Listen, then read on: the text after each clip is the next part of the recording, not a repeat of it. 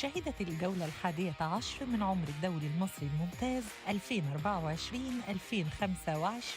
العديد من المفاجآت على مستوى النتائج، مما أضفى المزيد من الإثارة. واستمر بيراميدز على قمة ترتيب الدوري برصيد 24 نقطة، وذلك بفوز عريض على حساب نظيره الزمالك بثلاثية نظيفة في نتيجة لم يتوقعها أكثر المتشائمين من أنصار القلعة البيضاء، فيما استعاد الأهلي ذاكرة الانتصارات بالفوز على مودرن سبورت بثلاثية ليستمر في ملاحقة بيراميدز على الصدارة في مباراة شهدت على التألق إمام عاشور وتسجيل هدفين ووصوله للهدف السادس ليتقاسم صدارة هداف المسابقة مع ناصر منسي مهاجم الزمالك. وفي المقابل فرط فريق الإسماعيلي في فوز كان في متناول اليد وسقط أمام طلائع الجيش بنتيجة بهدفين مقابل هدف ليتراجع الدراويش إلى المركز ال14 في ترتيب مسابقة الدوري. وحقق سموحة المفاجأة وانتزع فوزاً ثميناً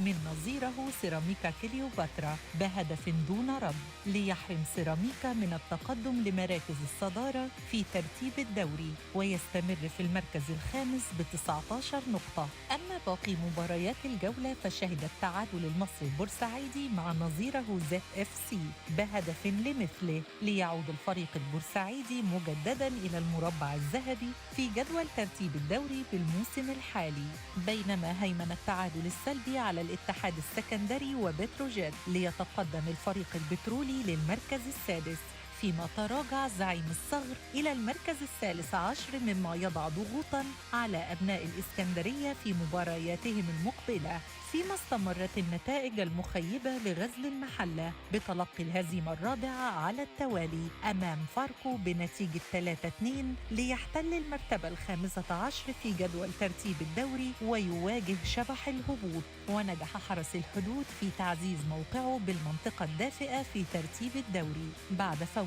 صعب على الجونة بهدف نظيف. وفي المقابل استمرت معاناة إنبي بهزيمة جديدة أمام البنك الأهلي ليظل الفريق في المركز ال16. الجولة 11 زادت من حدة إثارة وتشويق دوري نايل بنتائج غير متوقعة أشعلت المنافسة في القمة والقاع.